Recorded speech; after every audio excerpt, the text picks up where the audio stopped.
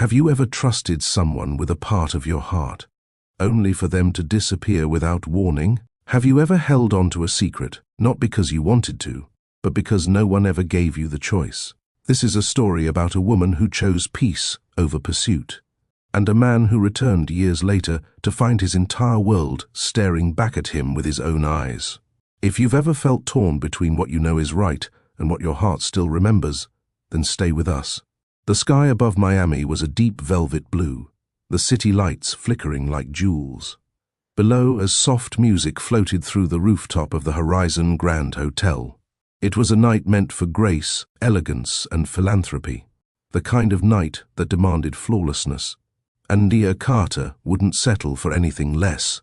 She stood at the edge of the terrace, clipboard in hand, earpiece crackling with updates from her staff below. Her black jumpsuit was sleek, her heels sharp, her hair twisted into a soft updo that matched her professionalism. No one watching her would have guessed that her stomach was a tight knot of nerves. Wolf Innovation's annual charity gala was the kind of event that made or broke careers, and Nia was the lead coordinator. Her team moved with precision, seating guests, correcting place cards, adjusting lighting, but Nia's eyes kept darting toward the elevator. Grayson Wolf hadn't arrived yet. The man behind the empire, the mind behind millions, the face behind 1,000 magazine covers. She'd never met him in person, but she knew his reputation. Cold, brilliant, ruthless. A billionaire tech tycoon who crushed competitors with quiet efficiency and barely blinked during interviews. She expected someone smug, arrogant, maybe even entitled. She was not prepared for the way he looked when he finally stepped out of the elevator. Grayson Wolf wore a midnight black suit that hugged his tall frame like it had been stitched straight onto him. His hair was close-cropped, his jawline chiseled, and his eyes, they were the color of a thunderstorm, gray and unblinking. His entrance wasn't loud, but the entire rooftop shifted when he walked in. Conversations paused. Staff straightened. Executives adjusted their ties. It was as if gravity bent slightly around him. He didn't smile, didn't wave, just scanned the room with the precision of a man used to fixing flaws. Nia snapped back to work. No distractions. Not tonight. She stepped behind the bar to check the refreshers, nodded at the lighting crew to adjust the dimming for the speeches, then walked toward the VIP seating arrangement, only to freeze. 3 names were missing from the printed list, names that shouldn't have been. She checked her iPad. The RSVPs were confirmed just hours ago, but her final list had already gone to print this morning. A mistake. A dangerous one. Her heart pounded. She flagged one of her interns to reprint the nameplates and slid away from the crowd to the executive suite nearby. It was where overflow VIPs were being prepped. She needed to fix the setup without causing a scene. The door opened before she could knock. Grayson stood there. He raised an eyebrow. "You missed 3 senators on the seating chart," he said, holding the flawed list in his hand. His voice was low even, and far calmer than she expected.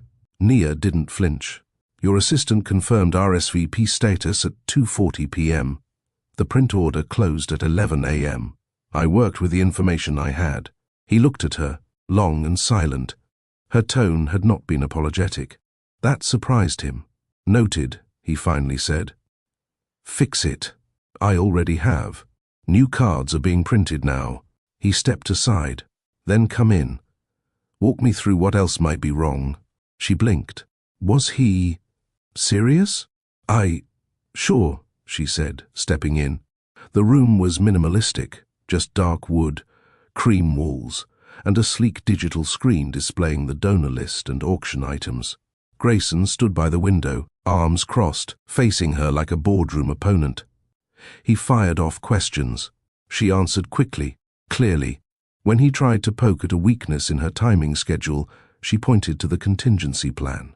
When he questioned the donor tier colors, she explained the visual branding strategy. 10 minutes in, he uncrossed his arms. 15 minutes in, he nodded. "Efficient," he said. She allowed herself a breath. "I try," she replied. That was the first time he looked directly at her, really looked. She hadn't expected to hold his gaze. But she did. and neither of them looked away. By 11 p.m., the gala had raised over $4 million. The press was glowing. The crowd was humming with praise.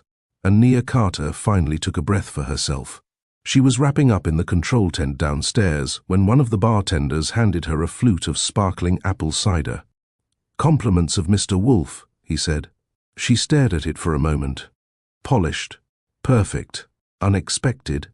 Like him, she was exhausted, ready to shut down. But something in her pulled her back up to the rooftop. The crowd had thinned. The lights had softened. The music was now a slow, instrumental version of something romantic and unplaceable. He was still there.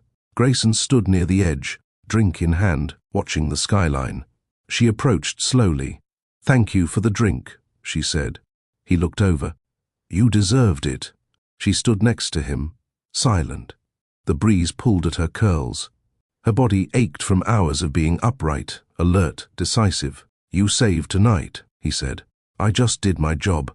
"You saved tonight," he repeated, without a smile, but with a tone that almost sounded like admiration. They stood in silence for a long while. He turned toward her. "Do you ever rest?"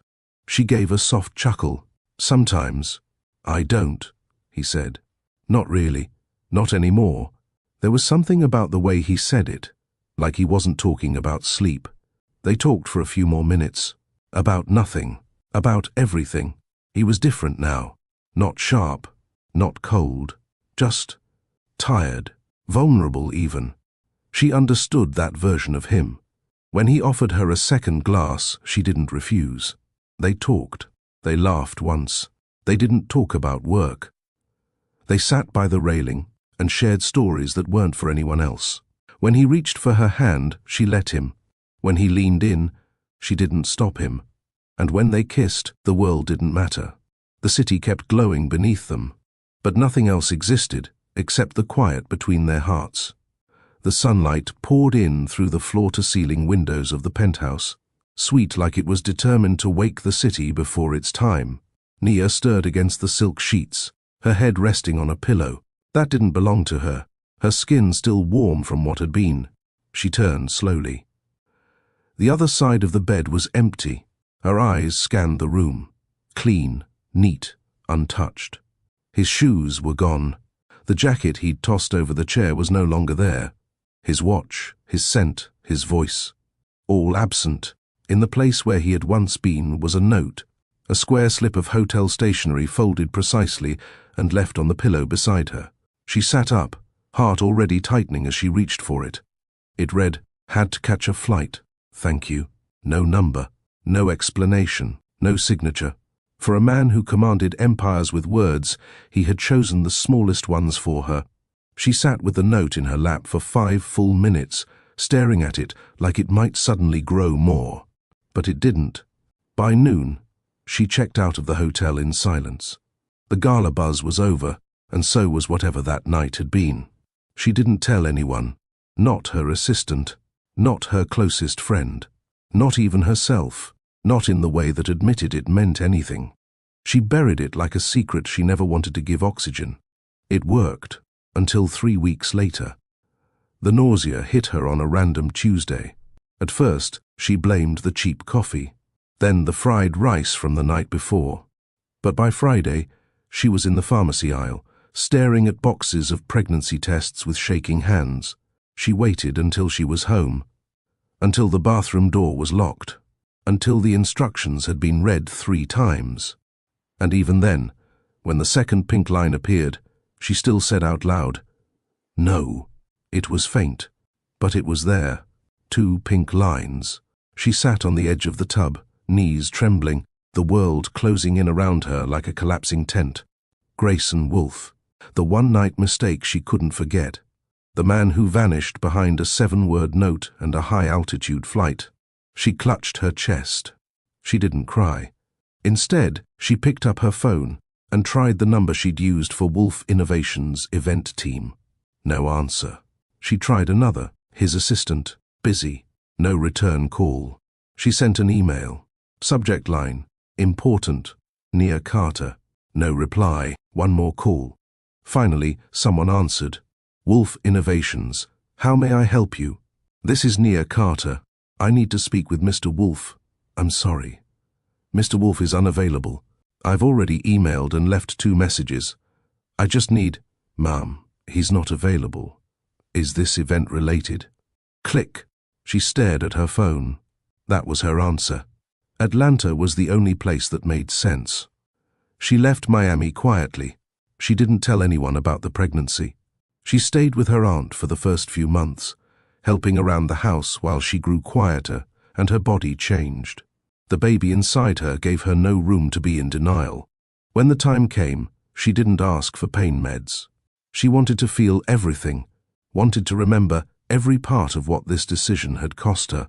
She named him Zaire, not after anyone, not for anyone, for herself. Zaire came into the world with a quiet strength. His eyes weren't hers, not even close. They were storm grey, deep, unapologetic, just like his father's. But when he smiled, that was all her. Her aunt cried when she first held him. Nia didn't.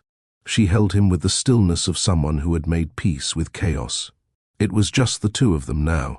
Motherhood was messy, but she owned it. She worked odd jobs, late shifts, eventually picking up wedding planning and community fundraisers again.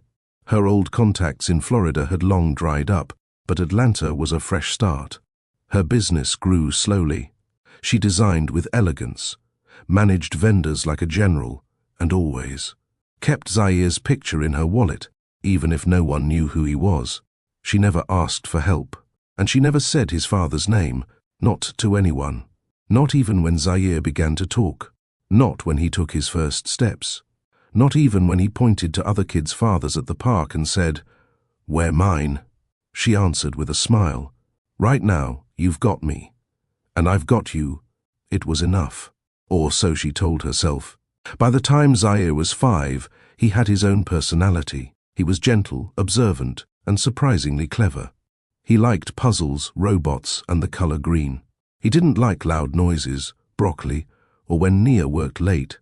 Most nights, she made it home in time for bedtime stories. Some nights, she didn't. But no matter what, she never let him fall asleep without hearing her voice. He never asked about his father directly, until one evening. He climbed into bed beside her after a long day and pulled the blanket up to his chin. He was quiet, thoughtful. Then he looked at her and asked, "You love me enough for 2, right?" She smiled through the lump in her throat. "I always will." Zaire's questions became softer after that, but more frequent. He asked where he got his eyes from, why his last name was Carter, why his drawings never included a dad. Nia answered each one like a slow dance. She never lied, but she didn't tell the whole truth either. How do you explain abandonment to a child who thinks the world is still kind?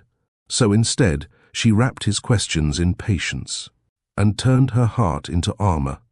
Her business, Carter and Company, events, had expanded. Now, with 3 junior planners and a small downtown office, Nia was finally breathing a little easier, at least on the surface.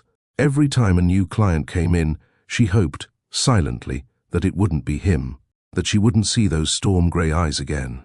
She had made peace with his absence, and with her choice to never chase a man who vanished after changing her life. But fate doesn't ask for permission. And it doesn't knock twice. The morning started like most others. Emails, invoices, 2 missed calls from a florist, and a syrup stain. On Zaire's shirt that somehow appeared in the 5 minutes it took Nia to grab her laptop charger.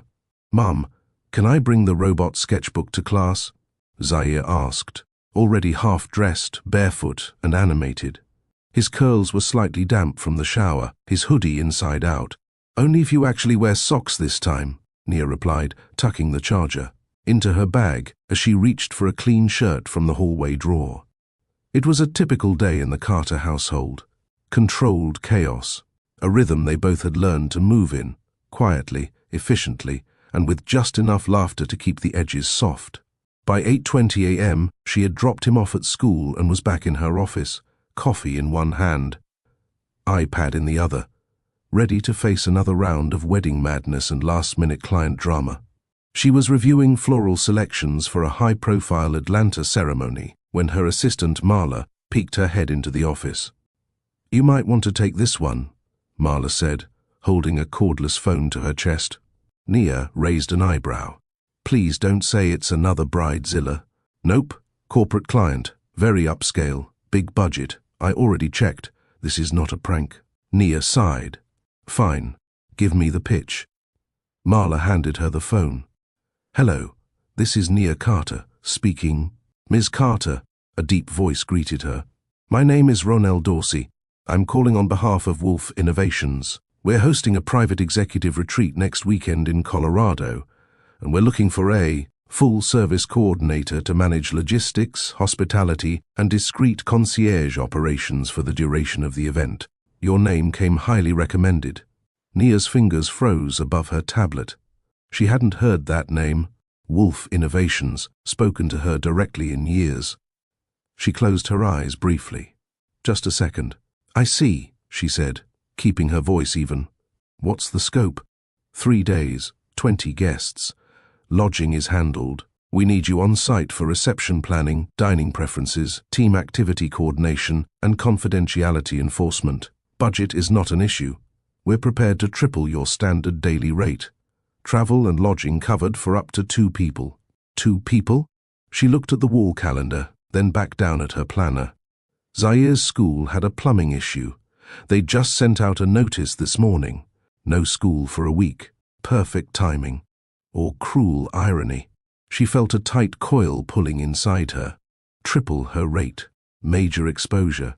The kind of event that opened doors in ways small contracts never could.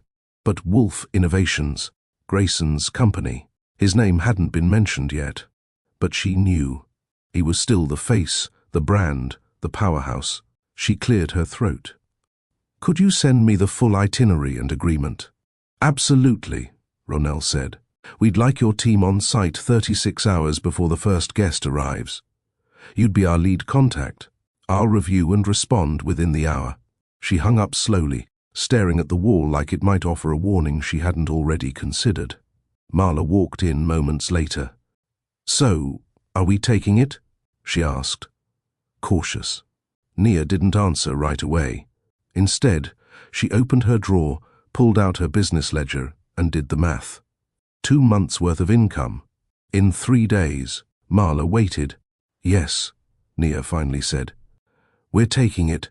That evening, she and Zaire ate grilled cheese on the living room couch. He was watching a cartoon where the robot dad kept forgetting the robot kid's name. "Mom," Zaire said during a commercial, "do rich people ever eat cereal for dinner?" Nia smiled. "Probably not the way we do." "Good. That's their loss." She loved his mind, the way he saw through things without even realizing it, the way he made simple things feel like treasure. He leaned into her side, his head resting on her shoulder. "Can I come with you to Colorado? Why do you want to come? I heard you say it's snowy there. I've never seen real snow. Like, not on TV." She paused. She hadn't decided yet. But suddenly, the thought of leaving him behind while she went into the lion's den felt wrong. Not just for him. For her. "Yeah," she said. "You can come?" "Cool. I'm bringing all 3 robot sketchbooks." The private lodge outside Denver was nestled between long stretches of pine and stone. The air smelled like firewood and mountain wind. Snow was lightly falling by the time their driver pulled into the curved stone driveway. Zaire pressed his face against the window. "It looks like Narnia." She couldn't help but smile. They stepped into the lobby. Warmth rushed to meet them. Crackling fire, soft instrumental music, the scent of cinnamon and leather. Everything was high-end. Wolf Innovations spared no expense. She checked in with the front desk and was given the schedule, prep day. Executive arrivals, team-building workshops, nightly fireside socials. She'd oversee everything.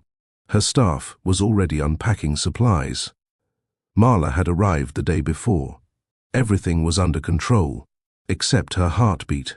It had been quiet for years. Not a whisper, not a shadow. But now, walking through these halls, designed with his money, shaped by his vision, It all came roaring back. She told herself he wouldn't be here, that it was just a corporate gig, but part of her knew better. The next morning, as she reviewed dining arrangements in the main event lounge, the elevator doors slid open behind her. She didn't need to turn. She felt it. The shift in air, the silence that followed, the quiet that only came with the arrival of someone who didn't need to announce himself. She turned slowly. He was standing across the room, dressed in a black coat and dark jeans, snow still melting off his shoulders. Grayson Wolfe. His eyes widened, storm grey meeting soft brown. Nia. Her heart didn't skip. It dropped. "Mr. Wolfe," she said, voice level, steady. He didn't move. She didn't blink. "Why are you here?" he asked. "I was hired." "You were hired by my company." "I own Carter and Company." "Now." He nodded slowly. His jaw tightened.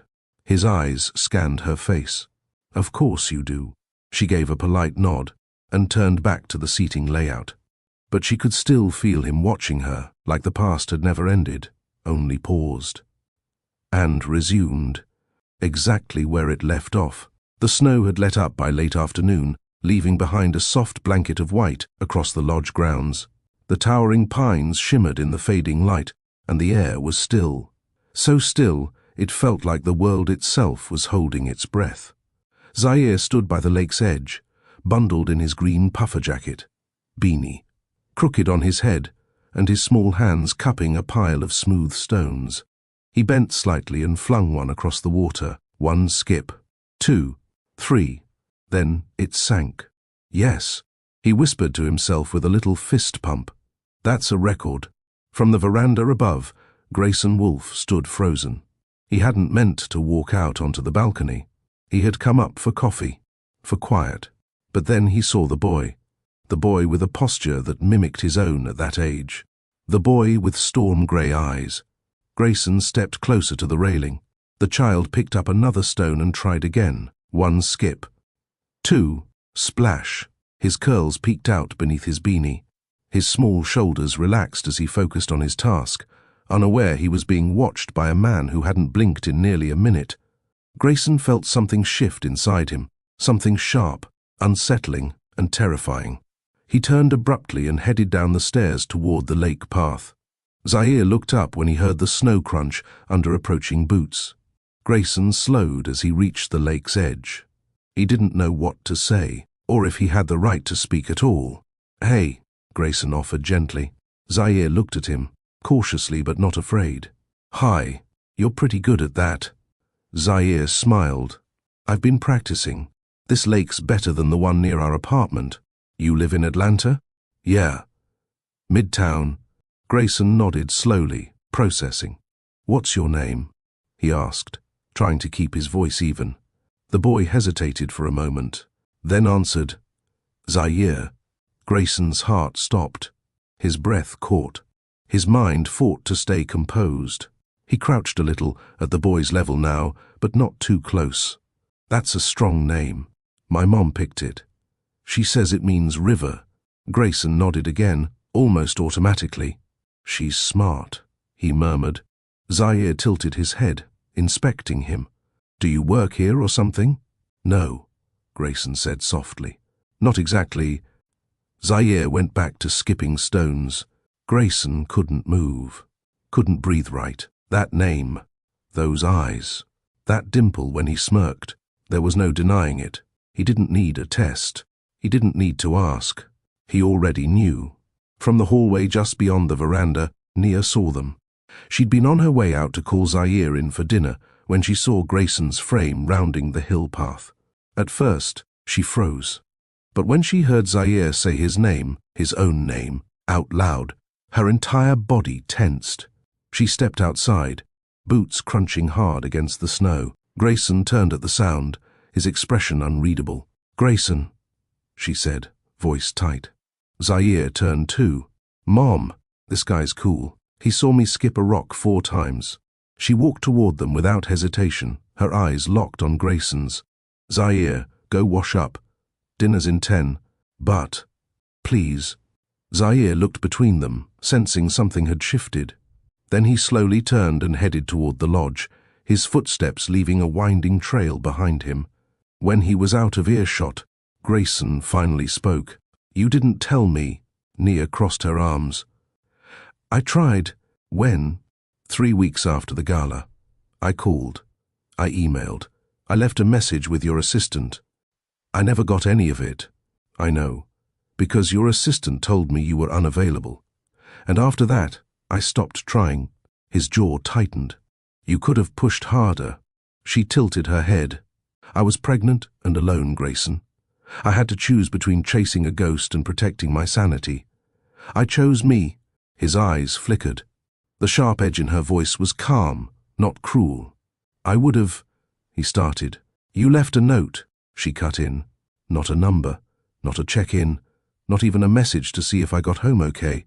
He closed his eyes for a second, jaw flexing as he inhaled through his nose. "He's mine," he finally said. "Yes," she said firmly. "He's yours." "How old?" 5, almost 6. He stared out at the lake for a long moment. "I missed everything," he murmured. She didn't answer. Because, yes, he had. They walked in silence back toward the lodge. The snow was starting again, soft flakes drifting like whispers. Grayson spoke as they reached the steps. "I want to know him." Nia didn't look at him. "Then show up," she said. "Not like a CEO, not like a man trying to control a situation. Just show up." He didn't reply, but she knew he heard her. Later that night, Zaire was asleep under a blanket on the couch, his robot sketchbook open beside him, pages covered in colorful ideas. Nia sat in the kitchen with a cup of tea, eyes fixed on the flickering fire. Grayson knocked softly on the glass door. She didn't answer at first, then stood and opened it. He stepped in slowly, his coat dusted in snow, his expression softer than she had ever seen it. "I'm not here to take him from you," he said, "or to make demands." "Good," she said simply. "I know I messed up, and I won't try to explain it away, but he's my son, and I don't want to waste another second." Nia looked at him carefully. "You don't get to flip a switch and become a father, Grayson." "I know. It takes time, presence, not money, not apologies." "I'll be present," he said quietly. "If you let me." She studied his face, the way the firelight danced in his tired eyes. "You can start by asking Zaire how he likes his eggs," she said. "Tomorrow morning." A pause, then a faint smile. "I will." And with that, she closed the door behind him, quietly, firmly, but not all the way. Not this time. The morning air inside the lodge smelled like maple syrup, toasted bread, and soft pine from the fire that had been crackling since dawn. Snow still blanketed the windowsills, but inside, the warmth was thick with unspoken anticipation. Zaire sat at the breakfast bar, swinging his legs beneath the stool, eyes darting. Between his sketchbook and the sizzling griddle where Marla flipped pancakes. "I want the ones shaped like a robot head," he insisted, pencil tapping a drawing of one with antennas and square eyes. "You'll get what you get," Marla said with a wink, "and love it like it's the best robot on earth." Nia stood at the counter, sipping coffee, heart unusually calm for what today meant. She glanced toward the hallway as footsteps approached. Slow, unhurried, but steady. Grayson Wolfe stepped into the room wearing a simple black sweater and dark jeans. No coat, no assistant, no phone. Just him. Zaire looked up, blinking. "Hey," Grayson said, offering a slight smile. "Mind if I join you?" Zaire shrugged. "You can sit over there." Grayson took the seat across from him. Nia watched silently from the sink, mug in hand, her expression unreadable. Marla raised an eyebrow toward her and whispered, "You sure about this?" Nia whispered back, "Not even a little." Zaire squinted at Grayson, chewing a corner of toast like it might help him think faster. "You don't look like the other dads at school," he said bluntly. Grayson chuckled under his breath. "Is that a good thing or a bad thing?" "Neutral," Zaire answered. "Honest as ever." Nia nearly spit her coffee. Grayson leaned forward slightly. I don't know if your mom told you, but I work a lot. I used to be in charge of a really big company. Why don't I know you? Zaire asked, dropping the question like a pebble into still water. Nia stiffened. Grayson didn't look away. That's a fair question, he said. He looked over at Nia, then back at Zaire. Because I wasn't around. I didn't know about you until yesterday. Zaire's fork paused mid-air. That's a long time not to know, he said. Grayson nodded slowly.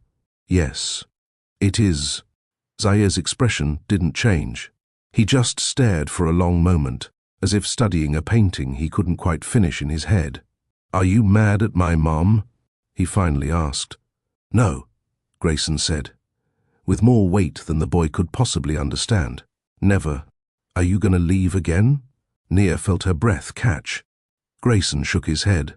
No, I'm not leaving. Zaire picked up his fork again, thoughtful.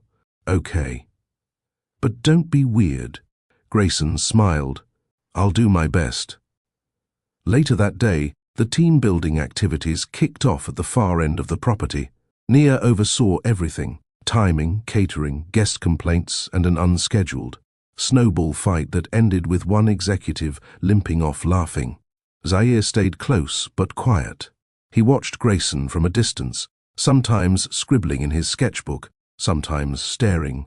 It wasn't curiosity anymore. It was study, like he was trying to figure out how this man fit into the puzzle of his life. During lunch, Nia noticed Zaire doodling something extra detailed, a figure with broad shoulders standing next to a smaller one with curly hair. No labels, but she knew. He hadn't drawn that kind of picture before. That evening, Grayson approached her while she was double-checking the dessert arrangements in the back kitchen. Thank you, he said quietly. She didn't turn right away. For what? For not stopping him from asking the hard questions. She finally looked at him. He deserves answers. I know. I just didn't expect him to be so direct. He's always been that way. Grayson leaned against the doorframe. I can tell he's loved. Completely. He is. I missed too much. Nia didn't respond, because she had thought that sentence 1,000 times. Hearing it now didn't soften it. What do you want from this, Grayson? She asked. Right now? The truth? I want to earn his trust, and yours. I want to be part of his life. She met his eyes. That's not something you declare, then walk away from if it gets hard. I know. Because he doesn't know how to handle abandonment, Grayson. He only knows how to handle love. Grayson's throat tightened. I won't leave. She studied him. Not for charm, not for promises, but for proof. He didn't offer any. That was the first sign she believed him. By bedtime, Zaire had asked if Grayson would sit with him while he colored. It wasn't an invitation. It was a test. Grayson accepted. He didn't look at his phone, didn't ask questions, just sat and watched, asking about colors and why Zaire chose green for the robot's eyes. Because green meant hope, Zaire had said. That answer stayed with Grayson long after Zaire drifted off to sleep. Outside the room, Nia folded blankets and turned off lights. Grayson stepped out, standing quietly near her. He's incredible, he said. I know. I'm still sorry. She nodded once. Tomorrow, she said. He's going sledding. Wants to try the hill behind the lodge. I'll be there. Nia looked at him. Don't promise things you aren't ready to keep. Grayson met her eyes. This time, I am. Fresh snow had fallen overnight, smoothing out every footprint from the day before. The hill behind the lodge sparkled under the rising sun, untouched, quiet, until the sound of Zaire's laughter pierced the cold air. He stood at the top of the slope, gripping a neon green sled like it was a race car. Ready? Nia called from halfway up the incline, her breath rising in clouds. Zaire nodded. I was born ready. You say that every time. She grinned. I mean it every time. A few steps behind Nia, Grayson stood bundled in a charcoal parka, gloves on, watching the boy bounce in place with excitement. He hadn't said much that morning, but he showed up. Exactly when he said he would. That meant something. Zaire positioned the sled. Okay, countdown. 3. Nia started. 2. Grayson joined. 1. Zaire shouted and launched himself forward with a wild cheer. The sled shot down the hill like a bullet, kicking up snow as it flew past tree trunks and frozen bushes. His screams were equal parts thrill and freedom. Grayson exhaled slowly. He's fearless. Nia smiled, watching the boy reach the bottom, tumble off the sled, and throw his arms in the air like he'd won gold. He gets that from my side, she said. They both chuckled, a rare sound between them. Again, Zaire shouted, dragging the sled back up. Grayson stepped forward. Need help? Zaire paused, eyes scanning his face. Then he nodded once and handed him the rope. Only up the hill, he said. Got it. Grayson walked beside him, neither rushing nor hovering, just there. By the third round, Zaire didn't wait to be asked. He simply passed Grayson the sled and started climbing. They found a rhythm. After lunch, they returned to the slope. Nia stayed behind to finish some client calls. Alone with Grayson for the first time, Zaire spoke more.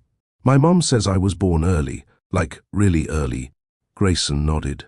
You were excited to meet her, probably. Zaire looked up. Were you scared when she told you about me? Grayson's steps slowed. I didn't know, he said quietly. Not until this week. Zaire thought about that. Were you mad? No, I was sad that I missed everything. Zaire nodded, considering the answer. I don't remember you being there, he said. Like, not in any dreams or anything. Grayson crouched beside him, eye level now. I wish I had been. They stared at each other.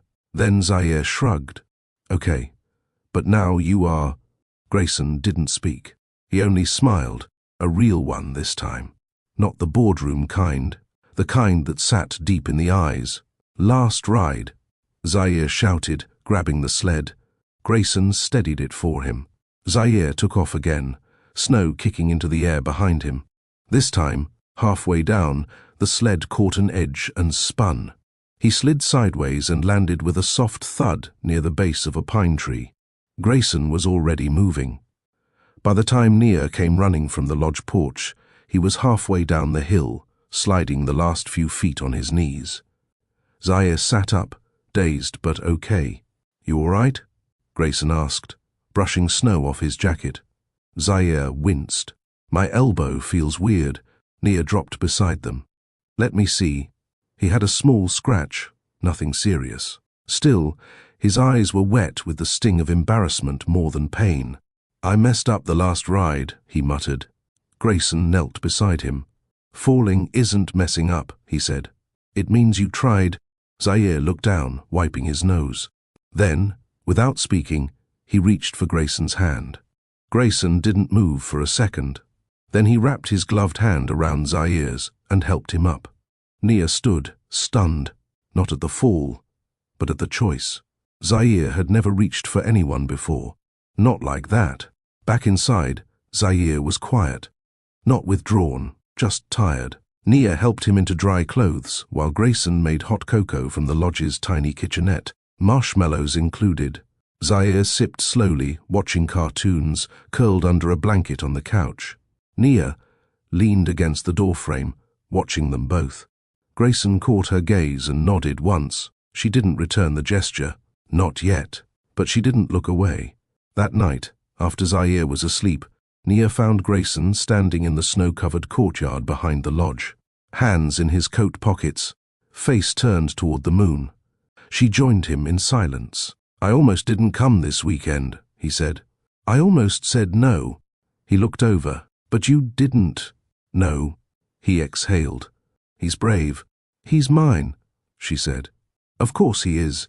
Grayson smiled faintly. I'm glad he's getting to know me through moments, not mistakes. Nia crossed her arms. You'll need more than a few sled rides to make up for 5 years. I'm not trying to make up. I'm trying to build forward. She looked at him for a long time. I don't need a CO parent who fades when things get hard. I won't fade. You say that now. I'll say it again tomorrow. And every day after, a gust of wind brushed past them. She didn't say yes, but she didn't walk away. That was enough for tonight. He reached for the man who hadn't been there for 5 years, and called him Dad with a look, not a word. Have you ever seen a child forgive faster than the adults around them? Do you know what it's like to protect your peace, but still hope someone steps up? Nia didn't chase closure. Grayson didn't deserve her forgiveness. But Zaire? He didn't need words to know who showed up. Drop a comment. Presence matters more than promises if you felt Zaire's quiet strength. I've been near before, if you've ever carried it all without asking for help. Don't forget to like, share and subscribe for more powerful real-life stories here on Mr. Charles Stories. The weekend ended quietly. No announcements, no promises, no grand displays. Just a boy who now reached for a hand he once didn't know. Just a mother who watched, cautiously hopeful. Just a man trying to fit into a life already in motion. By the time Nia and Zaire boarded the car back to the airport, the snow had melted enough to reveal gravel and grass beneath. Life had already started moving forward. Grayson stood on the porch of the lodge, hands in his pockets, watching them load into the SUV. Nia met his eyes for a second. No smile, but no wall either. Zaire rolled down the window. You coming to Atlanta? Grayson stepped closer. If your mom lets me. Zaire grinned. She likes to pretend she's scarier than she is. Nia leaned forward. Excuse me? Grayson laughed. Take care, Zaire, he said. We'll talk soon. Okay, Zaire replied, waving with his gloved hand as the car pulled away. That might have been the end of it. A quiet moment, a hopeful start. But someone had snapped a photo. Monday morning, while sipping her tea and reviewing invoices, Nia's phone buzzed. 6 missed calls, Marla 3 unread messages. You need to see this. She tapped the first link. Her heart stopped. There it was, a high-resolution image. Grayson crouched next to Zaire by the lake, helping him tie his boots. Nia was in the background, blurred but visible. The caption read, Who's the mystery child with billionaire CEO Grayson Wolf? Another outlet had already twisted it. Is the Wolf heir a secret child? Twitter investigates. Her tea went cold in her hand. By noon, it was everywhere. Trending on 10th, circulating on blogs, reposted on business gossip sites. Commenters speculated. Some thought Zaire was his nephew. Others did side-by-side comparisons of Grayson and the boy's eyes. She turned her phone off, then back on, then off again. When the office phone rang, she let it go to voicemail. Then it rang again. Marla peeked in. You want me to lie? She asked gently. Nia shook her head. No. But I don't want to talk either. That evening, Grayson called. She debated answering, then pressed accept. He didn't waste time. I saw it. I know. My PR team already sent me statements to choose from. She didn't reply. They all say the same thing. Deny, distance, wait for it to blow over. Of course they do. He was silent. Then, I'm not doing it. What? I'm not denying him.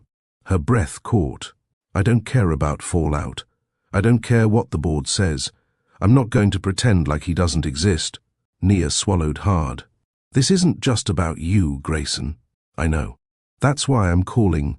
He paused. I want your permission. For what? I want to tell the truth. I want to say that I have a son, that I missed years, but I'm here now. She didn't respond immediately. Her thoughts ran too fast. What about your company, the press, your investors? They'll deal with it. I'll deal with it. And what about Zaire? Grayson's voice softened. He deserves better than rumors. He deserves to know I'm proud to call him my son, even if the world finds out before he's ready. Nia pressed her hand to her chest. I don't want him dragged into media mess. I'll make sure they protect his name. No school, no address, no exposure. Just acknowledgement. She closed her eyes. This won't be clean, Grayson. I know. Silence stretched between them. Then she finally whispered, okay. The press conference happened the next day. No stage, no cameras, Just a Zoom screen with Grayson in a plain office, answering questions from reporters. One asked directly, "Is it true the child in the photo is yours?" He looked into the camera, shoulders square. "Yes. His name is Zaire. He's my son." That was it. Simple. Direct. Unflinching. The reporters scrambled.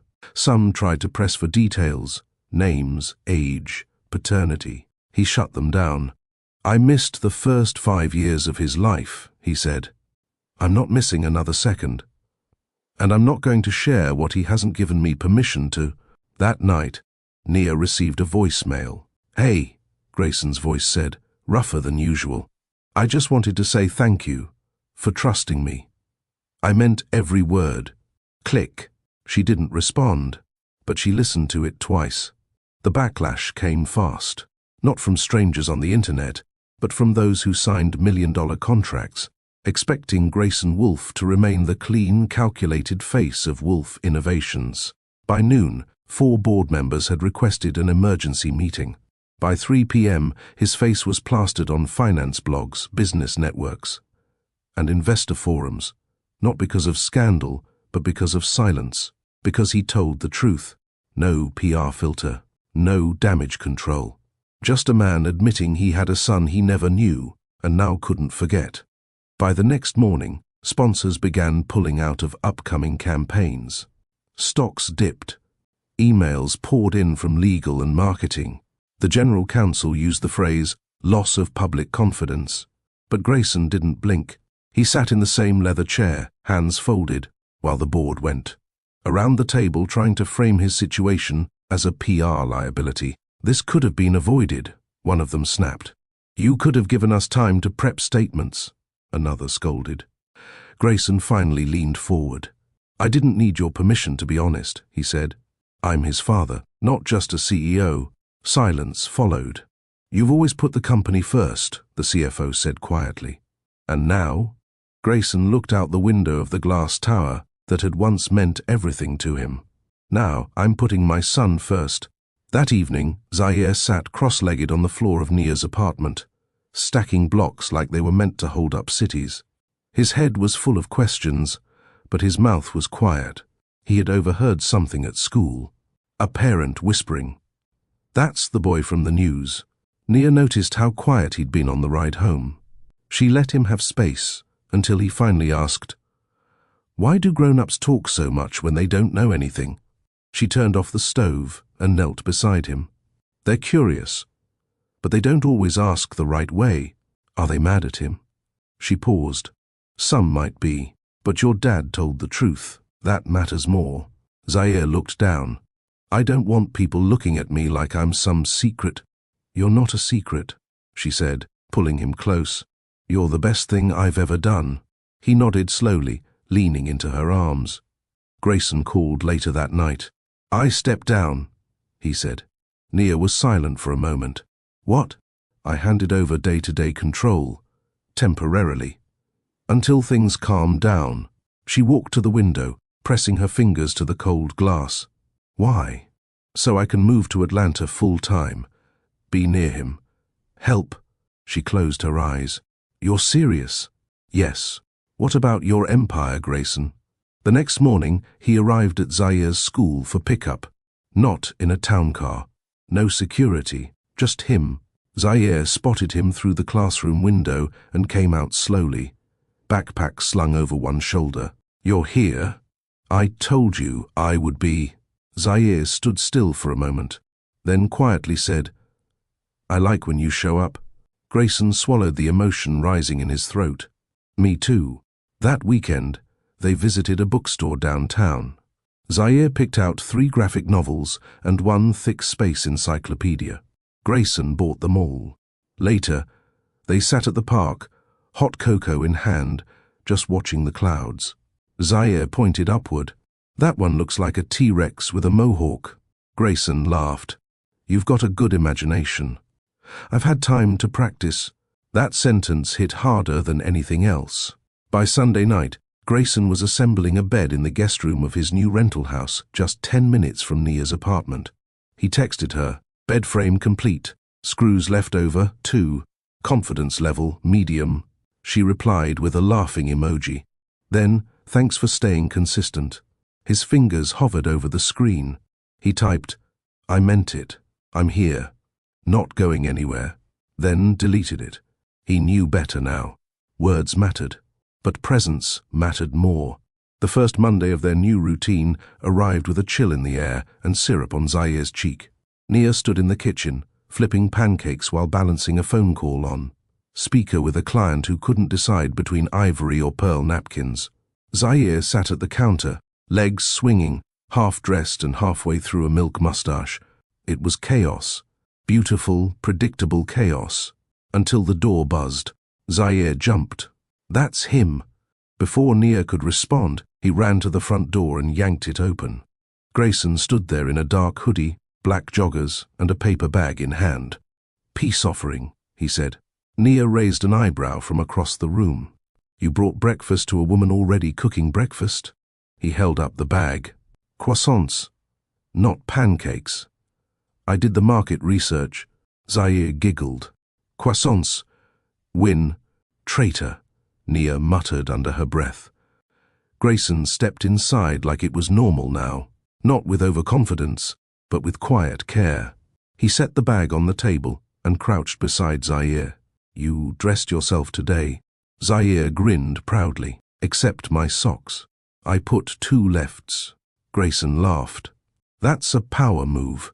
Nia poured juice into a glass and tried not to overanalyze how easily he blended into the morning. This was her space, her rhythm, her child, and yet, it didn't feel invaded. It felt steady, like maybe, for once, she wasn't the only adult in the room trying to keep everything balanced. They rode to school together in Grayson's SUV, Nia in the passenger seat, Zahir in the back with his book bag and a half-eaten croissant. Traffic was light, but the silence was heavy. Not uncomfortable, just full of everything they hadn't figured out how to say yet. I can pick him up today if that works, Grayson said as they turned onto Zahir's school street. Nia hesitated. He usually does aftercare on Mondays. I can stay with him. Work from the house. Zahir perked up. Can we build the robot I drew? Grayson looked in the rearview mirror. Absolutely. Nia looked between them, then nodded. Okay. It wasn't surrender. It was trust, slowly earned. After drop-off, Grayson didn't leave immediately. Instead, he parked outside the cafe down the street from Nia's office and followed her in. I figured we should talk, he said, sliding into the seat across from her booth. She ordered coffee. He got tea. No flirting, no tension. Just 2 people trying to untangle something bigger than both of them. You stepping down from Wolf Innovations, she started. That was huge. He nodded. Yeah, but I meant what I said. This, him, is what matters. You've always been decisive. But this isn't business, Grayson. This is parenting. It's not built on power moves. I know. I'm not here to control. I'm here to contribute. She sipped her coffee. And when it gets messy, I won't walk. She watched him. You're saying all the right things, because I believe them now. She tapped her fingers on the cup quietly. What about when you get tired? I'll rest, not run. Something softened behind her eyes. But before she could reply, her phone buzzed. Unknown number. She ignored it. Buzzed again. Same number. She excused herself and stepped outside to answer. Hello? A clipped voice replied. Miss Carter, this is Chanel Fromberg. I represent a national media group that's producing a feature on modern families. We'd like to discuss featuring you and your son in a photo editorial. Nia's stomach dropped. No. Miss Carter, I said no. Please do not call again. She hung up. When she returned, Grayson could tell something shifted. Reporters? He asked. She nodded, jaw clenched. They want photos, stories, his face on magazines. They won't get it, Grayson said firmly. I know you can shut it down, but I can't. My business is tied to my name. I can't hide the way you can. He leaned forward. Then let me protect you both. Not by controlling you, but by standing in front of you if you need it. She looked at him. And for the first time since their son was born, she didn't feel like she had to be the only one on guard. Grayson arrived at Nia's place just before 3 p.m. with a grocery bag in one hand and his laptop bag in the other. Zaire had just come in from school, a burst of energy and excitement. "Look what I made in art class," Zaire shouted, holding up a bright painted sheet filled with stars and squiggly galaxies. "Whoa," Grayson said, crouching. "That's next-level cosmic design." Zaire beamed. "It's our robot's universe." Nia smiled faintly from the kitchen. She hadn't even asked him to come by this early, but somehow Grayson knew how to read the room. He always showed up before she had to ask. She wasn't used to that. "Let me wash up," Grayson said, and he headed to the bathroom like he'd done it 100 times before. It was subtle, but Nia noticed. No awkwardness, no overstepping. He was adapting, listening. That counted. Back in the living room, Zaire had already cleared a spot on the rug for their robot building plans. He laid out sketches, plastic wheels, cardboard, and some wires he'd collected from old toys. "I brought tools," Grayson said, pulling out a small kit. "You're the best," Zaire whispered like it was a secret. They got to work. Zaire talked non-stop, explaining each part like a CEO giving a product demo. Grayson nodded, followed instructions, made jokes. Nia watched from the kitchen doorway, arms folded. She wasn't sure what surprised her more, how well Grayson connected with Zaire, or how natural it felt to watch them build something together. They weren't trying too hard. They were just together. After an hour, the robot had legs and a wobbling torso, covered in smudged fingerprints and glitter glue. It was perfect in all its messy glory. "I'm going to name him Bolt," Zaire announced. Grayson tapped the robot's head. Keo founder approval. Granted. They laughed. Later, Nia set dinner on the table. Spaghetti and meatballs. Zaire insisted they all sit together. Grayson didn't question it. "This is good," he said, after the first bite. Nia shrugged. "Box sauce. Still better than anything I can make." Zaire nodded. "Mom's sauce always wins." They ate like a family. They laughed like a family. And when the meal ended, and Zaire stood to take his plate to the sink without being asked, Grayson looked over at Nia and mouthed, "You did good." She swallowed the lump in her throat. She never needed validation, but hearing it now, it landed differently. After dinner, Zaire turned to Grayson and asked, "Can you tuck me in tonight?" Grayson blinked. "Me? Yeah. Mom always does. But you're here now." Nia didn't speak. She just waited. Grayson nodded slowly. "I'd love to." Upstairs, Zaire brushed his teeth and picked out a book about time-traveling dinosaurs. He climbed into bed, pulled the covers up, and handed the book to Grayson. "Can you do the voices too?" Zaire asked. Grayson grinned. "Of course." Nia stood by the door, arms crossed, watching as Grayson narrated with goofy accents, exaggerated roars and dramatic pauses. Zaire laughed, his face full of joy. When the story ended, Zaire yawned and whispered, "Don't leave again, okay?" Grayson froze. "I won't," he said. Zaire nodded once and closed his eyes. Downstairs, the silence stretched. Grayson joined Nia on the couch. "Thank you," he said. "For what?" "For letting me in. For trusting me, even after everything." Nia leaned back. "It's not about trusting you. It's about watching what you do when it's not easy." He nodded slowly. "That's fair." She looked at him. "You're not the same man who left that note." He swallowed. "I don't want to be." She turned to face him fully. "And you're not here to play dad for a few weekends. You're here for the real stuff?" "Yes, even when it's hard. Especially then." A long pause. "I see the way he looks at you," she said. "Like he's been waiting for this." "For you." "I've been waiting too," he said. "I just didn't know it." She stood. "I need to finish up some emails." He stood too, respectful. "Want me to lock up on my way out?" he asked. "No," she said. "You can stay a while. He sleeps better when he knows you're here." Grayson exhaled. "Thanks, Nia." She nodded. Brick by brick, he said quietly. She smiled. And tomorrow, we do breakfast again. She turned to the kitchen. Yeah, she said. But I'm still cooking. He laughed softly and settled into the armchair, listening to the hum of the house. Not just any house, their son's home. And slowly, maybe his too. He wasn't trying to rewrite the past. He was building something new. And this time, he wasn't going anywhere.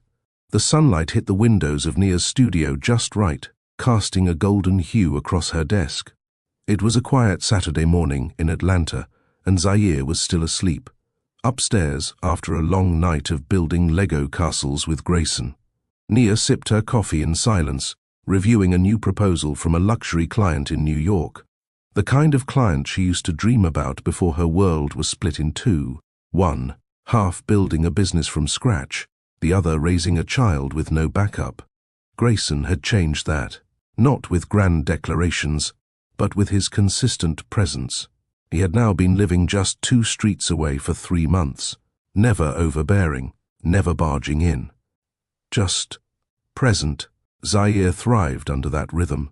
His grades improved. He laughed more. He asked more questions. The boy who used to cling to her when strangers smiled at him was now comfortable walking into a room if he knew his dad would show up. Nia couldn't deny the difference. And yet, every step Grayson took closer, she found herself taking half a step back. Not out of resentment, but caution. She had built too much from scratch to let anyone bulldoze her peace again. As she closed her laptop, her phone buzzed. A message from Grayson. Made breakfast, Zaire's favorite. "Want to come by?" She smiled without meaning to. He was learning her boundaries, not assuming, but inviting. Still, she didn't answer immediately. She glanced toward the stairs, where the sound of bare feet slowly made their way down.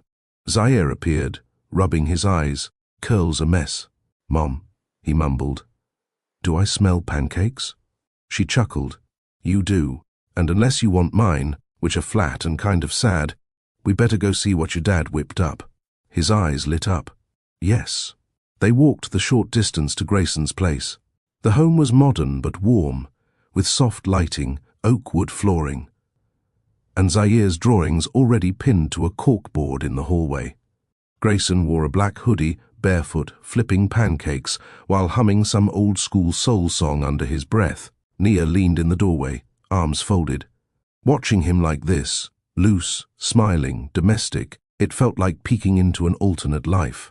One they almost had, one they might still build. "Good morning," Grayson said without turning. "I made the chocolate chip ones, no raisins. I've learned my lesson." "Bless you," she said, stepping in. Zaire ran to the table where his plate was already waiting. "Eat slowly, please," Nia reminded him. "No promises." Zaire grinned. As they sat down together, Nia noticed the smallest things. Grayson no longer checked his phone obsessively.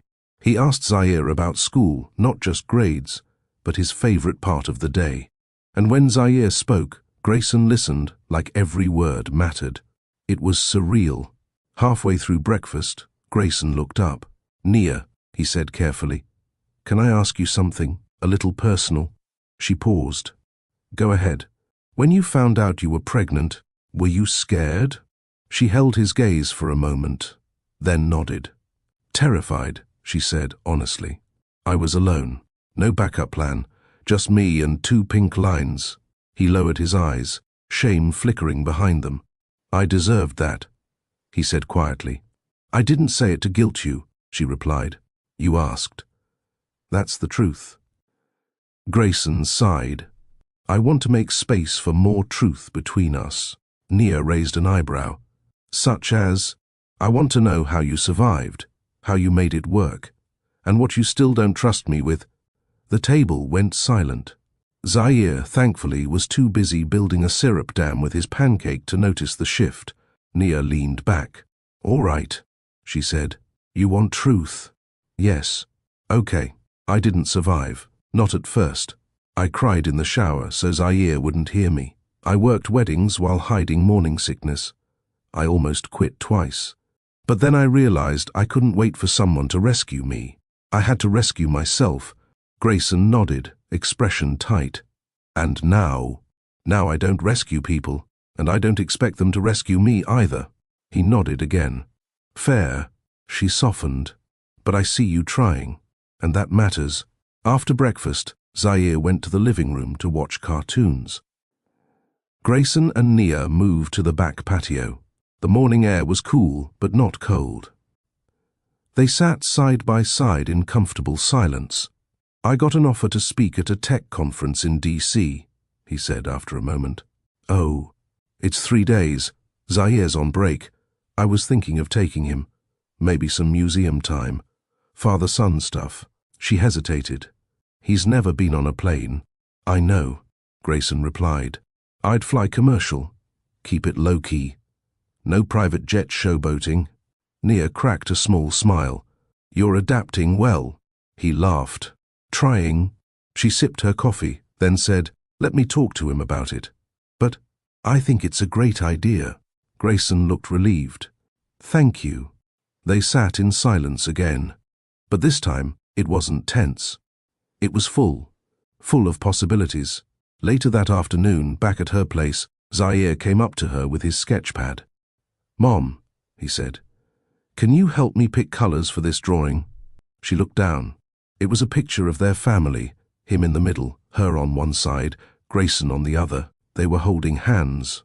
She swallowed hard. This is beautiful. Zaire looked at her, so matter-of-fact. Is this okay? He asked. Us being a team? She nodded, slowly. Yes. It's more than okay.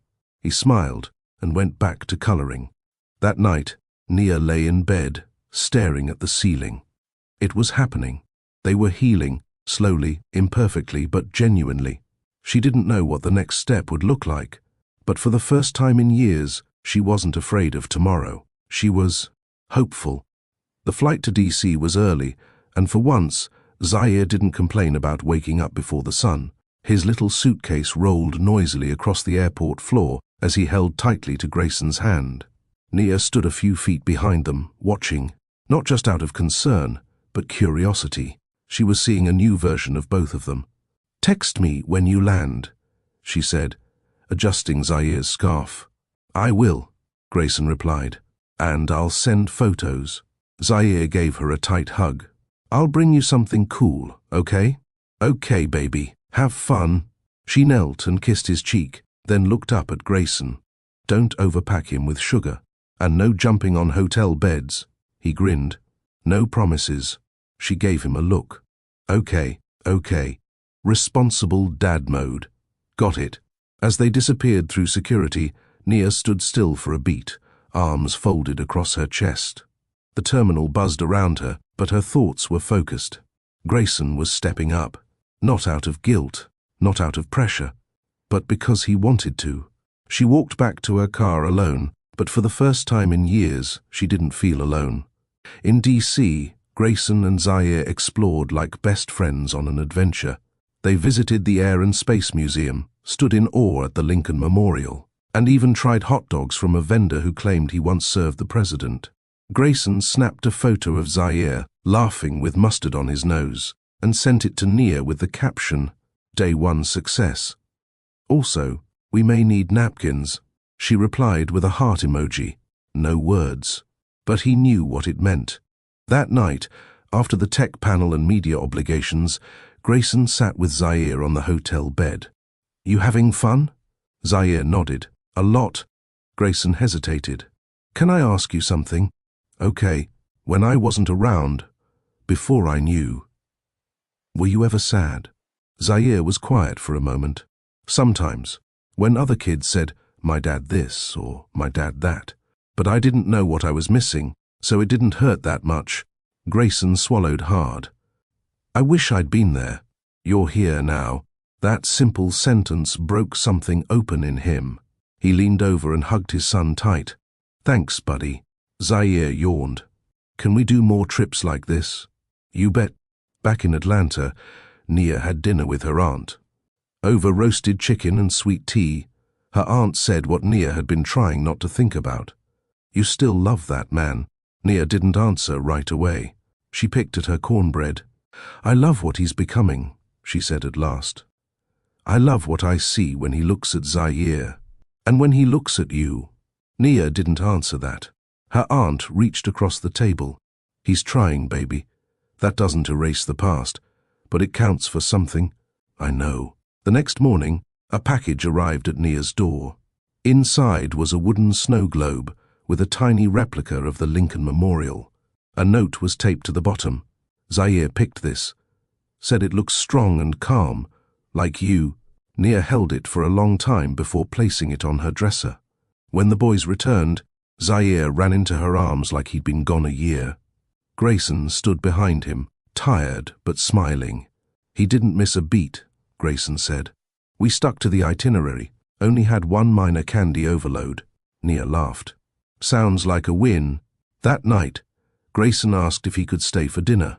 Nia agreed. Zaire told stories between bites of spaghetti, while Grayson and Nia exchanged looks over wine glasses and laughter. After Zaire went to bed, Grayson helped with dishes. "You know," he said, drying a plate, "I'm trying to figure out how to make all of this permanent." Nia raised an eyebrow. "Define all of this." "You, me, Zaire. Mornings that start with pancakes and nights that end with family dinners. You think it's that easy?" "No, I think it's that worth it." She leaned against the counter. "So what's your plan? Another big gesture?" "No, just showing up, over and over, until it becomes boring." She tilted her head. "Boring? In the best way," he said, smiling. "Predictable, steady, safe." That word, safe, landed differently. "Keep showing up," she said. "I will." Weeks passed. Spring crept in. Flowers bloomed in her yard. Zaire had his first school play. Grayson brought flowers for both of them. Nia's business landed its biggest client yet, thanks to a subtle referral from Grayson. One Sunday, Zaire spent the afternoon at Grayson's. Nia stayed behind, organizing her office. That evening, she heard a knock. Grayson stood there, holding a photo frame. "I found this in Zaire's backpack. Thought you should have it." It was a photo of the three of them at the park, Zaire on Grayson's shoulders, Nia laughing in the foreground. She took it slowly. "Thank you." He didn't leave right away. "I miss you," he said quietly. "Not just co-parenting. I miss us." She looked down. "I'm scared. I know. But I'm not asking you to forget the past. I'm asking if we can build something better now." She took a deep breath. "No rush," she said. "Let's just keep showing up." He smiled. "Deal." A few days later, she came home to find her porch freshly painted. No note, no text, but she knew it was him. That was how he proved himself. One little thing at a time. Grayson didn't win Nia over with flowers or speeches. He earned his way back into her life by showing up every day. No pressure, no perfection, just presence. Comment: I believe in showing up if this story reminds you of someone worth fighting for. And don't forget to like, share, and subscribe to Mr. Charles Stories for more stories that touch your heart and remind you healing is possible. The day started like any other. Sunlight spilled into Nia's kitchen as the smell of cinnamon pancakes filled the air. Zaire sat at the counter, legs swinging as he drew superheroes on a napkin. Grayson stood across from him, flipping pancakes like a seasoned breakfast chef. "Extra syrup?" he asked, glancing at Nia. She shook her head, amused. "He's already wired. Half a drop, please." Zaire grinned. "He knows what I like, though." Grayson winked. "That's because I'm learning." Nia turned back to her emails, but the warmth in her chest lingered. This wasn't the life she planned, but it was the one growing roots. That afternoon, they attended a school fundraiser at the local community center. Zaire's class was selling lemonade, and Grayson was somehow roped into managing the booth.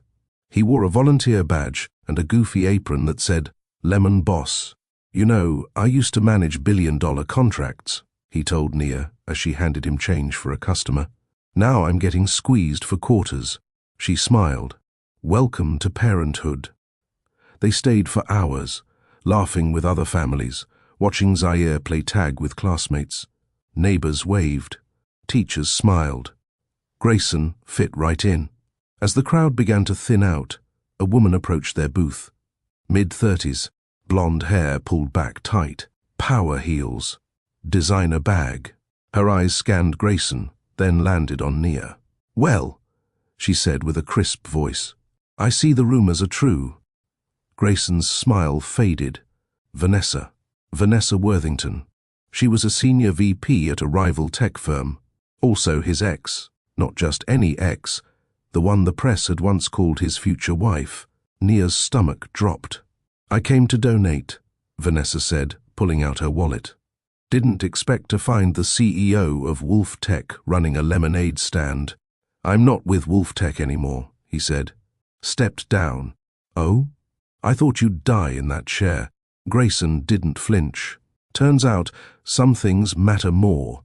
Vanessa's eyes narrowed as she glanced at Nia. "This is the reason, I assume?" "I don't owe you explanations," he replied calmly. "Of course not." Her voice sharpened. "But the board's been calling. They're not thrilled about your rebranding." Nia stepped forward. "Is there something you need?" Vanessa looked her up and down. "I see you've upgraded your type, Grayson." Grayson's voice dropped. "Enough." But before Nia could speak, Zaire ran up and hugged her waist. "Mom, I sold 5 cups. Can I get ice cream now?" Vanessa blinked. She looked at the boy, then back at Grayson, and suddenly the pieces clicked in her head. "He's yours." Neither Nia nor Grayson replied. Vanessa chuckled coldly. "No wonder the media's been buzzing. The mystery child, the secret reason behind your sudden disappearance." Grayson's jaw tensed. "Don't twist this." "I don't have to," she said with a smug smile. "They will." And with that, she turned and walked away, heels clicking like daggers on pavement. That night, silence filled Nia's house. Zaire was asleep upstairs. Grayson sat at the kitchen table, staring at his phone. "They'll publish it," he said quietly. "Vanessa knows how to spin a story." "I don't care," Nia said. He looked up. She stepped closer. "I don't care about the press. I care about Zaire, about us. But you'll be dragged into this," he said. "You and him." "I've lived through worse," she replied. "I raised a black son on my own for 6 years. What they say won't break me." He reached for her hand. "You sure?" She squeezed it. "I'm sure." The article dropped 3 days later. Exclusive: billionaire Grayson Wolf secretly fathered child, steps down from company. It trended for hours. There were interviews, speculation. A few podcasts even invited Nia to speak. She declined all of them. But one afternoon, she picked up Zaire from school and noticed something different. Whispers, stares, parents glancing too long. In the car, Zaire was quiet. "You okay?" she asked. He nodded. "Did I do something wrong?" Her heart clenched. "No, baby, you did nothing wrong." He looked down. "They said I was a secret." She parked the car and turned to him. "You were never a secret to me. You are my whole world. And now, you're part of his too. That's not shameful, it's sacred." Zaire blinked back tears. "Then why are people mad?" "Because they don't understand. And sometimes people fear what they don't understand." He nodded slowly. "But we understand, right?" She kissed his forehead. "We always have." Grayson knew what he had to do. He called a press conference. No PR spin, no legal team, just a simple backdrop and a podium. When he stepped up to the microphone, the room quieted. "My name is Grayson Wolf. I've made a lot of decisions in boardrooms, behind closed doors, under bright lights. But today, I'm making one as a man, a father." Cameras flashed. "I have a son. His name is Zaire. He is the best thing I never planned for, but always needed." He paused. "I stepped down from my company not because I was hiding, but because I was finally ready to stop hiding. My legacy won't be written in market shares or IPOs. It will be in school plays and bedtime stories." Reporters asked questions. He answered only some. One asked, "Do you regret how this came out?" Grayson replied, "I regret not being there sooner, but I don't regret today." The next evening, Nia stood at her window, watching the sky darken. A knock came. Grayson stood there, shoulders square, but his eyes unsure. "I said it," he whispered. "All of it. I saw," she said. "I don't know what happens next." Nia stepped forward. "You come in. You help Zaire with his reading. You hold my hand when it's hard. That's what happens next." Grayson exhaled. "I can do that." As he stepped inside, Zaire ran up and hugged him without words. That was the moment that sealed it. Not the press conference, not the headlines. A child's quiet embrace. A family no longer in hiding. And love, spoken, not in a whisper, but in action. The living room had never felt more alive. Grayson sat cross-legged on the floor, Zaire beside him with books sprawled everywhere. They weren't just reading, they were creating voices for each character.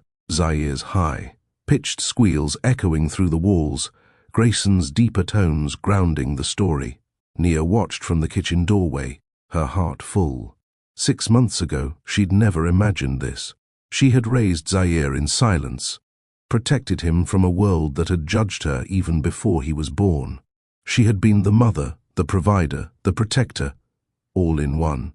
Now, there was a shift, a balance, not perfect but steady. Grayson glanced over his shoulder, catching her gaze. "You sure you're okay with me staying tonight?" he asked. Nia nodded. "You're not a guest, Grayson. You're family." Later that night, Zaire finally drifted to sleep with a comic book clutched in his hand. Grayson tucked the covers around him carefully, his fingers brushing the boy's curls. "Good night, champ," he whispered. Then he stepped out, closing the door softly behind him. Nia waited by the couch, her arms folded, not out of anger, out of habit. She still wasn't used to sharing space, to letting someone carry some of the weight. Grayson walked over and sat beside her. "You handled everything like a queen," he said. Even when the press storm hit, she gave a soft chuckle. "You think that was hard? Try solo grocery shopping with a toddler who thinks every cereal aisle is a racetrack." He smiled. "I missed so much." Nia turned to face him.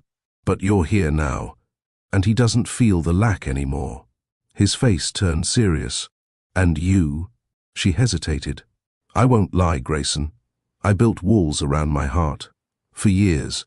It's hard to let them fall overnight." He nodded. "Then I'll stand here while you dismantle them, brick by brick. I'm not going anywhere." The silence that followed wasn't awkward. It was full of things they didn't need to say out loud. The next week, Nia had a job interview. A real opportunity, not part-time temp work, but a creative lead role at an up-and-coming brand with flexible hours and benefits. Grayson offered to take Zaire to school while she got ready. She stood in front of the mirror that morning, nerves clawing at her stomach. He appeared in the doorway, holding Zaire's Spider-Man lunchbox. "You've got this," he said. She smiled. "You sound more confident than me. I've seen you juggle a million things without blinking. Any company would be lucky to have you." She stepped forward and adjusted his tie, a tiny gesture of closeness. "Thank you," she said. "For what?" "For showing up." Nia nailed the interview. They offered her the position before she even left the building. That night, she came home with a bouquet of fresh daisies, her favorite, sitting on the counter with a note. "Your strength inspires me. G." Zaire danced around the living room when he heard she got the job. "Does that mean I can get extra juice boxes now?" Grayson lifted him up. "You're going to be the son of a working mom and a dad who finally figured out what matters. Juice boxes are the least of what you'll get." They laughed, but behind that laughter was a new rhythm forming, a shared life. But peace rarely lasts uninterrupted. One evening, a letter arrived in Nia's mailbox. From Wolf Tech, a formal summons. She read it 3 times before sitting down. Grayson entered the room moments later, watching her expression darken. "What is it?" "They want Zaire's birth records," she said. "They're requesting DNA confirmation, legally." through the firm's board council. Grayson's face hardened. They're trying to protect their legacy, even when I've already walked away. What do we do? He didn't hesitate. We stand firm. That night, they called their attorney. Grayson didn't want to fight in public, but he wouldn't let his son be reduced to a number on a spreadsheet.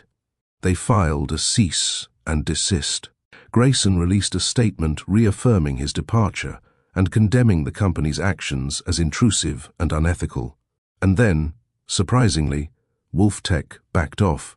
Perhaps it was the bad press, or the threat of court, or, maybe, someone on the board remembered that business should never come before blood. In the weeks that followed, life moved forward. Zaire started soccer practice. Grayson never missed a game. He cheered loudly, embarrassingly so, until Zaire begged him to tone it down. "Dad, you're louder than Coach Davis." They went to the movies. They had game nights. Nia and Grayson took turns planning weekend outings, everything from museum trips to backyard camping. But in quiet moments, they still had work to do. "Do you think we'll ever be normal?" Nia asked one night as they washed dishes together. Grayson handed her a wet plate. "We already are." "This is our normal." She smiled. "Messy, complicated, loud, and full of love," he added. "Don't forget that part." She leaned against his shoulder. "No, I won't." The real shift came one Sunday morning.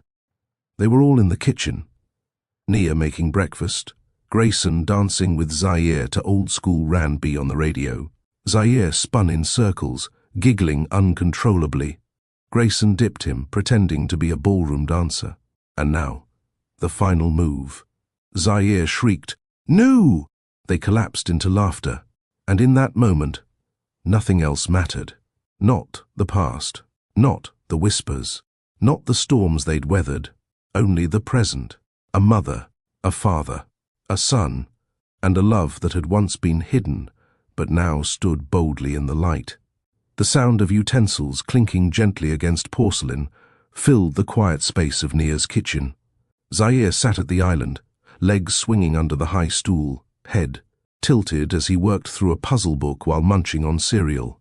Grayson, leaning on the counter across from him, smiled faintly at the concentration on the boy's face. It had been 3 weeks since the lodge retreat. 3 weeks since Grayson moved into a home 2 streets down. And 3 weeks since life took a turn no one had anticipated. Not even Nia. She hadn't asked him to relocate. He did it on his own. Said nothing until she saw the moving truck and him unloading boxes in sweatpants and a white tee. No entourage, no staff, no press, just him and a new address. At first she had questions, not verbal ones, just the kind that brewed behind a long stare through her living room blinds. But when Zaire ran down the street yelling, "Mom, Mr. Grayson's here again," her heart softened. Grayson had taken his role seriously, not in a performative way, but with presence. He never missed Zaire's school pickup. He helped with homework. He brought snacks to soccer practice and even volunteered at the school book fair, which shocked not only Nia, but half the PTA moms. "He's handsome," one whispered. "He's trying," Nia responded simply. Still, even as things settled, her trust lagged behind. One morning, as Zaire disappeared into his room to grab his backpack, Nia caught Grayson watching her from across the kitchen. "You're still holding back," he said. She paused, unsure whether to respond. He didn't press, just reached for his coat. "I'll walk him to school." Later that day, Nia met with a new client. A luxury wedding set for spring courtesy of Grayson's referral. It was clear he was helping, without asking permission or needing praise. But when she returned home and found him fixing Zaire's bike in her driveway, shirt smudged with oil and a smile on his face, something cracked in her. "You don't have to prove anything," she said. "I'm not," he replied. "I'm just showing up. That's the difference." That night, after Zaire fell asleep, Grayson stayed for tea. No wine, no flirting, just quiet, honest conversation. "I never imagined fatherhood this way," he admitted. She watched him. "How did you imagine it?" He exhaled. "I didn't, that's the truth. I was married to the company. I thought love would come after success, but success never tucked anyone in. It never asked me about my day. And now?" He looked at her, steady. "Now I see what I missed. And I don't want to miss any more." Her heart stirred, but fear held her still. "Don't rush me," she whispered. "I'm not," he said. "I'm waiting." As he stood to leave, Zair's voice called out sleepily, "Can he stay for movie night?" Grayson looked at Nia. She hesitated, then nodded. They sat on the couch, Zaire between them, blanket pulled high. The movie played, but Grayson barely watched. His hand rested lightly beside hers. Their fingers brushed. She didn't move. For the first time in years, her house didn't feel like a place she was surviving in. It felt full. Still, after Grayson left, she stood at the kitchen sink, staring out the window, her heart uncertain. She knew what he wanted, and she knew what she felt. But love wasn't about sudden declarations. Not for her, not anymore. It was about consistency, about choosing each other when the spotlight fades and the day is ordinary. Tomorrow, she'd decide if she could take that next step. Tonight, she'd rest. She glanced at the empty teacup beside his on the counter and smiled, a small, cautious smile, but real all the same. Grayson showed up at the school's spring fair, not just as a parent, but as a volunteer. He helped set up the tents, tied balloons with the PTA moms, and even stood in line for the dunk tank, all because Zaire begged him to. When Zaire hit the target and dunked him, the boy laughed so hard he nearly fell off the bench. Grayson climbed out of the tank, water dripping from his suit pants, and grinned like he hadn't in years. Nia stood under the shade of the food stall, arms crossed, watching the scene unfold with quiet amusement. After the event, Zaire crashed in the back seat of Grayson's SUV, mouth stained. With blue cotton candy, arms wrapped around a stuffed lion he'd won, Grayson glanced at Nia across the console. "You sure he's not mine? That dramatic flair, the sugar crash nap. That's textbook Wolf." She chuckled, shaking her head.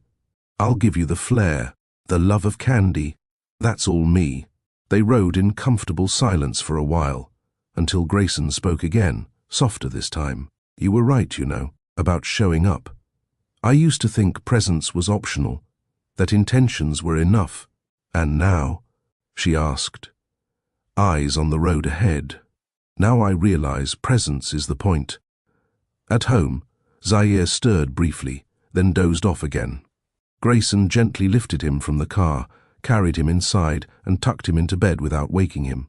Nia watched from the hallway, arms folded, heart pulled tight. Downstairs, they sat on the couch, not too close, not too far. Grayson broke the silence. "I signed the legal papers." She looked over. "What papers?" "Parental acknowledgement, custody, guardianship, everything. My lawyer drew them up. I don't want confusion later if something happens to me, or you." Her throat tightened. "That's a big step, I know. But I needed to do it. For him. For us." He reached into his coat pocket and handed her a copy. It wasn't a grand gesture. No speeches. Just a simple folder with signed documents. She set it on the coffee table, her hand resting on top of it. "Thank you." They sat quietly again, the soft hum of the refrigerator filling the space between their words. Then she asked, "Do you ever think about what could have happened if your assistant hadn't blocked me? If you'd called back?" "All the time," he said. "But I can't rewrite that. I can only write this." She nodded slowly. "And this? It's not bad." That night, after he left, Nia lay in bed staring at the ceiling. Her mind wasn't spinning like it used to. It was calm.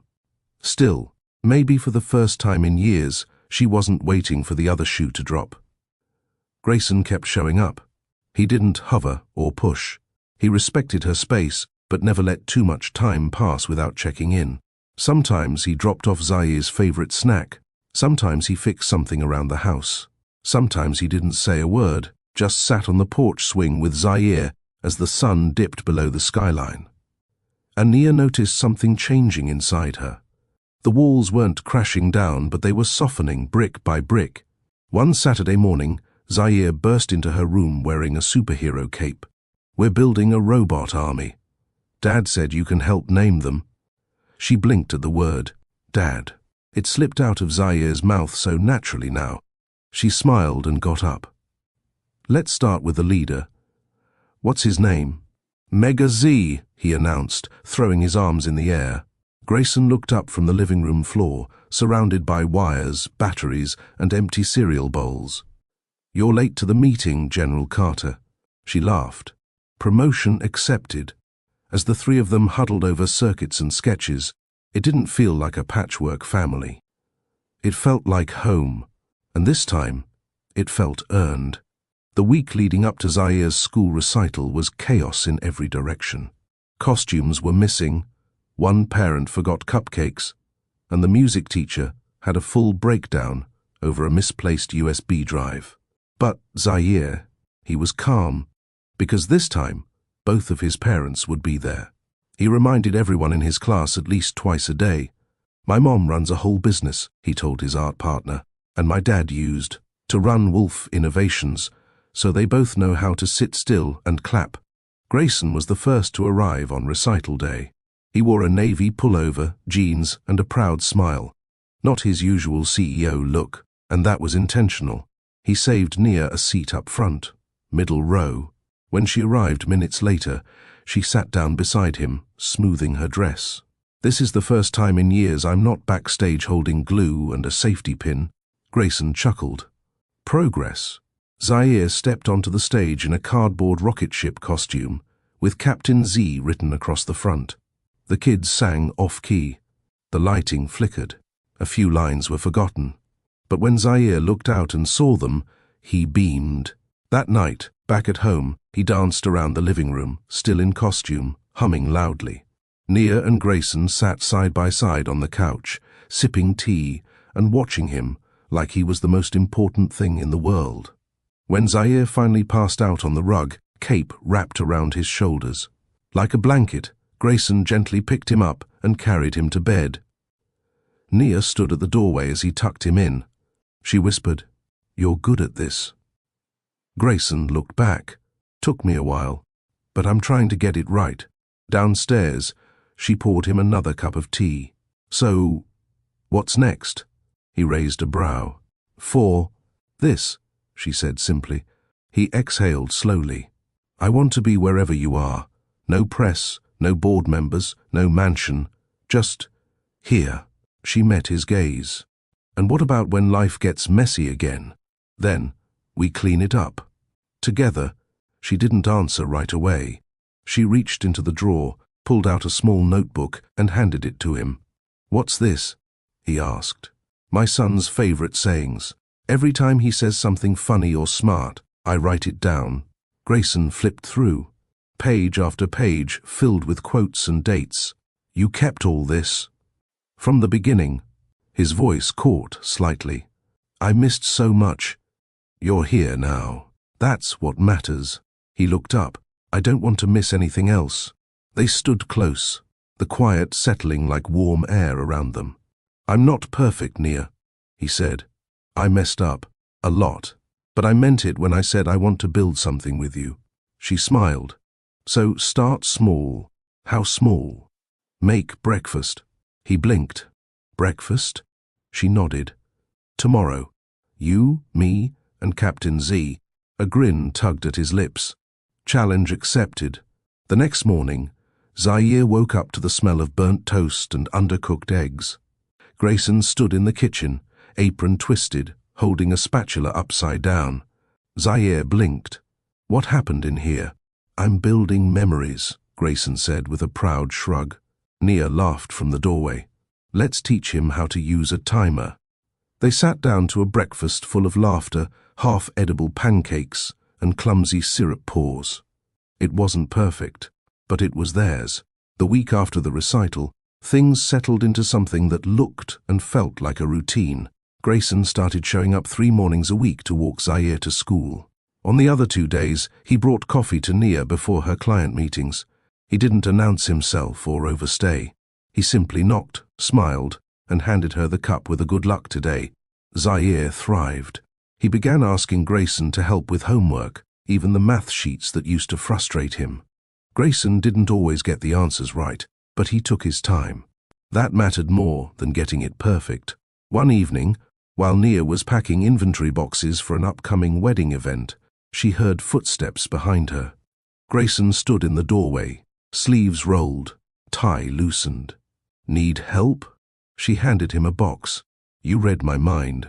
As they worked, they talked about work, parenting, small things, comfortable things. At one point, he paused. "I forgot how easy this feels with you." She gave a soft smile. "That's what scared me back then. It was too easy, too fast. I was too arrogant to know what I wanted then. But now," Nia looked at him. "Don't say forever. Say today." Grayson nodded. "Today, I want to be here. With you." After they finished packing, they sat on the front porch. Zaire was at a sleepover. The night was quiet, warm. "Do you ever regret not telling me sooner?" he asked. Nia looked ahead. "No. I regret hoping you'd show up when you already hadn't. That kind of waiting steals joy." He stayed quiet. "But I also believe people can return different than they left." Grayson turned to her. "Am I different? You came back a father. That changes everything." She leaned her head on his shoulder. They sat that way for a while, listening to distant crickets and the occasional car passing by. Later that night, a storm rolled in. Lightning cracked the sky. Zaire called from the neighbor's house. Scared, Nia started to go get him, but Grayson took the keys. "I got it." He brought Zaire home, carried him through the rain, and wrapped him in dry towels. "You're safe," he whispered as he tucked him in. Zaire whispered back, "Thanks, Dad." Grayson froze. Nia stood at the doorway, eyes wide. He turned to her, voice shaky. "Did he just—" She nodded. He stepped out into the hallway and leaned against the wall, breath heavy. Nia touched his arm. "You earned it." He looked at her. "I'm not sure I deserve it. Then keep showing up until you do." He kissed her forehead, gentle. "Good night, Nia." "Good night, Grayson." That night, neither of them slept much. But it wasn't worry that kept them up. It was hope. The morning sun filtered softly through the sheer curtains, casting a gentle light across. The living room where Nia sat with her laptop open and Zaire curled up beside her. He was sketching superheroes again, adding a cape to a character that looked suspiciously like Grayson. She smiled at the resemblance. It had been nearly 2 months since Grayson had moved to Atlanta, and the rhythm of their new reality had started to settle. Zaire didn't ask questions about what had happened before. He was too busy living in the present, eating cereal with his dad, riding his bike through the cul-de-sac, and asking to stay up 10 more minutes every night. Grayson had kept his promise. He never tried to overstep. He asked. He listened. He showed up. Every single time. Tonight, however, something weighed heavier than usual on Nia's heart. The photo had been shared again, this time by a gossip site with nearly 5 million followers. Rumors were growing louder. A headline from that morning still burned in her mind. Billionaire CEO playing family man or plotting power move. She clicked her phone screen off and exhaled slowly. Grayson knocked lightly before stepping in with a grocery bag in hand. "I got that cereal he likes," he said, holding up the box with a grin. Zaire jumped up. "Yes, the marshmallow one." Grayson ruffled his hair. "Go put it in the pantry, champ." As Zaire dashed off, Nia stood and folded her arms. "We need to talk." Grayson's smile faded. "I figured this was coming. They're starting to drag Zaire's name into the headlines. I didn't sign up for this kind of spotlight. I didn't want that either. But I'm not hiding my son. I'm not asking you to hide him. I'm asking you to protect him." Grayson stepped closer. "That's what I'm trying to do. But I also need you to know, this isn't a phase for me. I'm not checking a box or playing house. I'm in this, Nia. Fully, I know. But the media doesn't care about our intentions. They care about the clicks." He nodded slowly. "I'll handle it. I'll call in my team. They'll make it clear that any coverage of Zaire without consent gets a takedown notice. I want legal boundaries, Grayson, not just words. You'll have them. They stood there in the stillness, the weight of fame pressing through the cracks of their domestic bubble. She didn't doubt his sincerity, just the world's ability to ruin good things too quickly. That evening, they took Zaire out for ice cream. Just the three of them. No drivers, no suits, no talk of press. Nia watched Grayson lean over and let Zaire pick his flavor, even if it meant rainbow sprinkles and sour worms. On the walk home, Grayson reached for Nia's hand. She let him hold it. "I've been thinking," he said, "about the press conference. I want to do another one." She looked over, startled. "Why?" "Because they don't get to define who we are. I do. We do. And I want them to know something."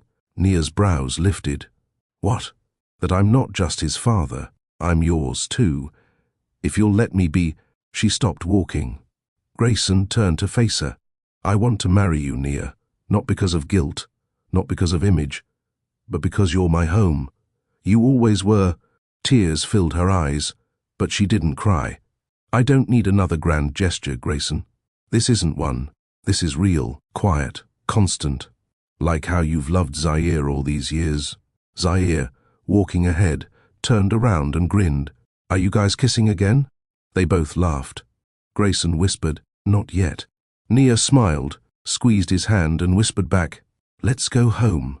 The days that followed moved like warm spring air, soft, steady and certain.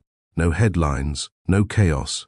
Just mornings filled with cereal boxes and laughter, evenings with Lego sets, quiet music, and shared glances across the room.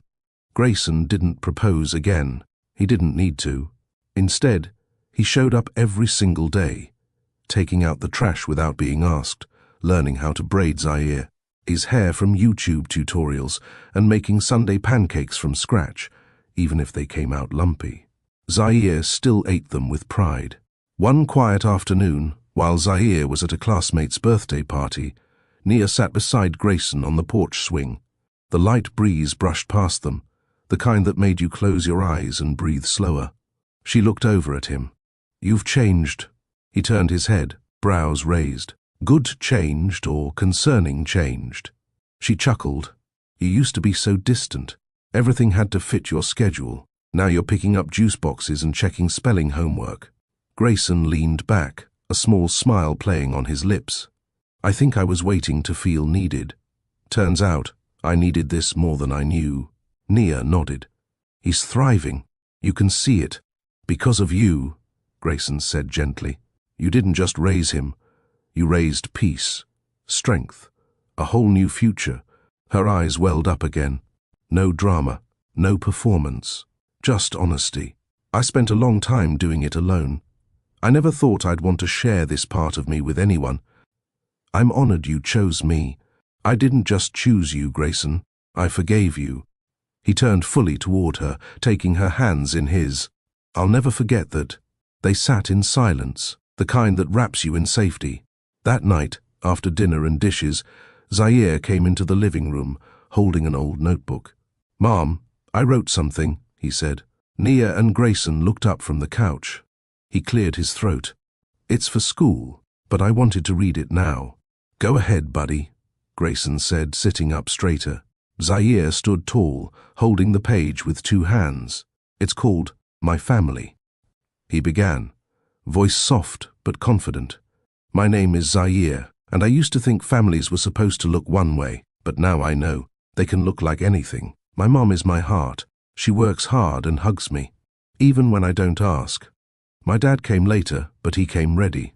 He listens, helps, and tries his best every day. I have two parents who love me, and that makes me lucky." Nia's hands flew to her mouth. Grayson stared at the boy, his eyes blinking fast. Zaire added, "And I think love is about showing up, so that's what my family does. We show up." He walked over and handed the notebook to Nia.